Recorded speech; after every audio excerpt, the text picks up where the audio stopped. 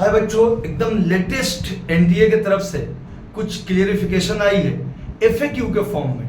Frequently asked question मतलब question और answer format में आया है। देखते हैं, मैंने सारा ओवरव्यू किया है, सारी वही बातें हैं। एक इन्होंने थोड़ी सी बात है, हालांकि वो भी पहले से ही था कि इन्होंने सारा क्लियरिफिकेशन दिया है।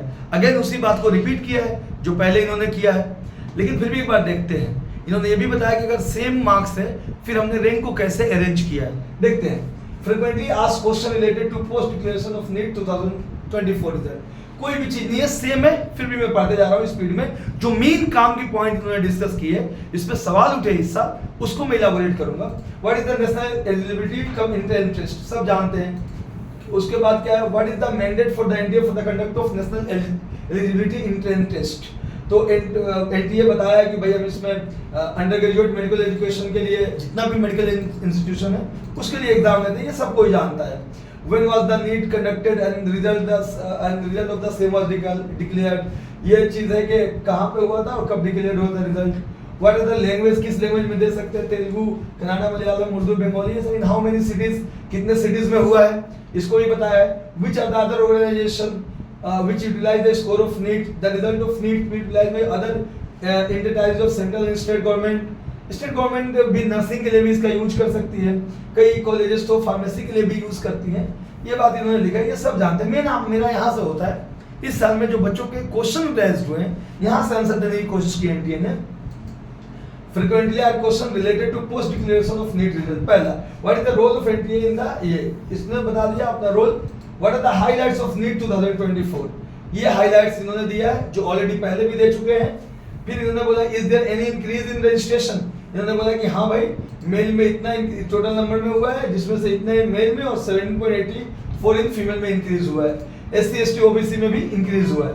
How many candidate qualified for the NEET UG, तो अबाउट इतना 13.16 लाख कैंडिडेट क्वालिफाइड के हैं, इस बात को भी इन्होंने लिखा है।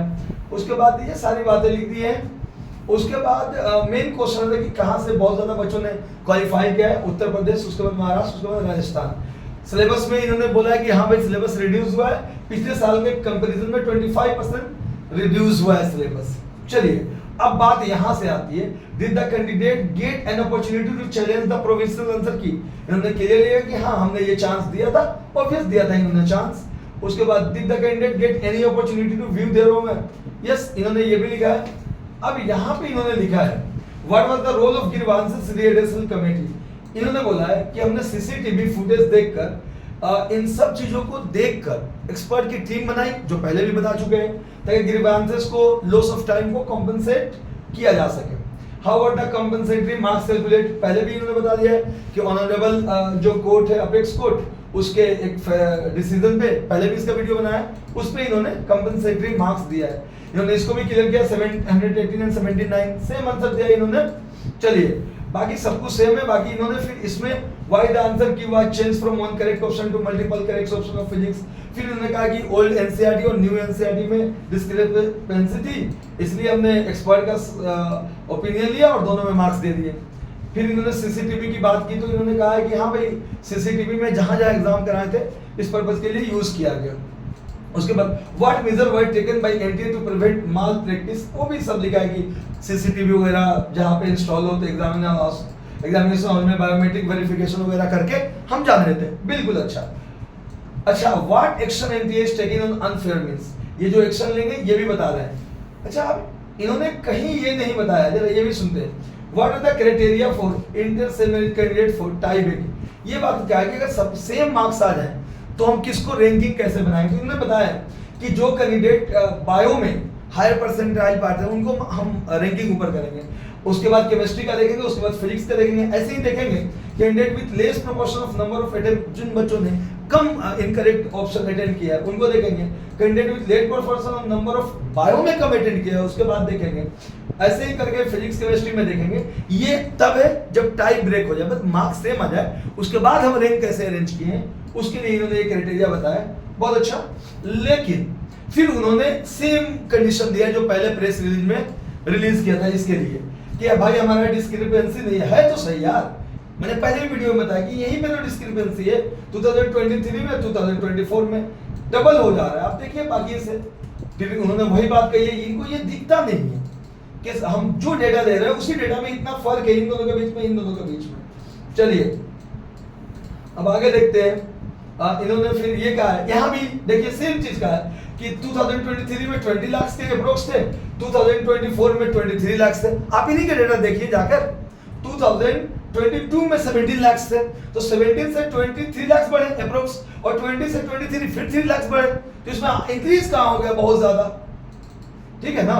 तो ये बात इन्होंने पहले भी कहा, फिर वही कह रहे हैं, पर अब फर्क इतना है कि पहले ऐसे गए थे, अब क्वेश्चन आंसर के फॉर्म में कहा है can you provide detail about the distribution, सब कुछ इन्होंने बताया कि इतना सिटी में किए हैं। चलिए ठीक है। अच्छा, एक जगह जो पटना में लीकेज हुआ था उसके में इस वो बड़ी बात इन्होंने की है, उसमें दिया क्या दिया, is it true that there has been a paper leak in Bihar और Godhra, it is to be noted that none of the reports are backed with evidence that may indicate a paper leak.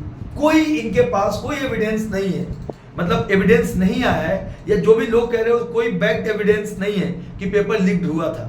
जबकि times of India में एक आदमी ने clear accept किया है कि हमें एग्जाम से एक दिन पहले ही पेपर मिल गया था। चलिए अब वो टैली करने की बात है।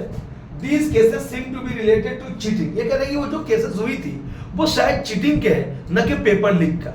ये इन्होंने एक नई क्लियरिफिकेशन दी है जो अब तक नहीं दिए थे। याद रहे मेरा पॉइंट, आज का जो मेरा डिस्कशन है यही है, मेन आप इसी पे ज्यादा फोकस करें कि जो इन्होंने दिया है बच्चे कि हमने जो पेपर लीक नहीं हुआ है, पेपर लीक का जो मामला है वो एक्चुअली चीटिंग है, चीटिंग का मामला है, and not to paper leak, वो पेपर लीक का मामला नहीं। ये पहली बार कहा है। अब तक तो ये कहते रहे थे कि जब इन्वेस्टिगेशन होगी, जो रिपोर्ट आएगा उस पर हम फैसला लेंगे। अब आज इन्होंने ये कहा है कि ये पेपर लीक का मामला है, पेपर लीक का मामला नहीं है, सॉरी, ये चीटिंग का मामला है। ये पॉइंट नोटेड है बच्चों, इस पॉइंट को नोटेड है। ये इन्होंने एक नई बात कही है, बाकी आज के इस पूरे FAQ में सब सेम बात कही है जो इन्होंने पहले कही थी। बाकी नीचे भी कहा है, सेम बात ही कहा है, ठीक है बच्चों। ये बात इन्होंने पहली बार कही है कि चीटिंग नहीं है, अब तक नहीं कह रहे थे, यानी अब से पहले जो कुछ भी आया था सबको इन्होंने इस चीज से खत्म कर दिया कि भाई वो मामला चीटिंग का था, कोई एविडेंस नहीं मिला है कि पेपर लीक्ड हुए थे। सोचना है इस पे और आगे डिस्कशन करते रहेंगे। पहले जो ये आया था अपडेट, मैंने बच्चे आपको अपडेट कर दिया। जय हिंद।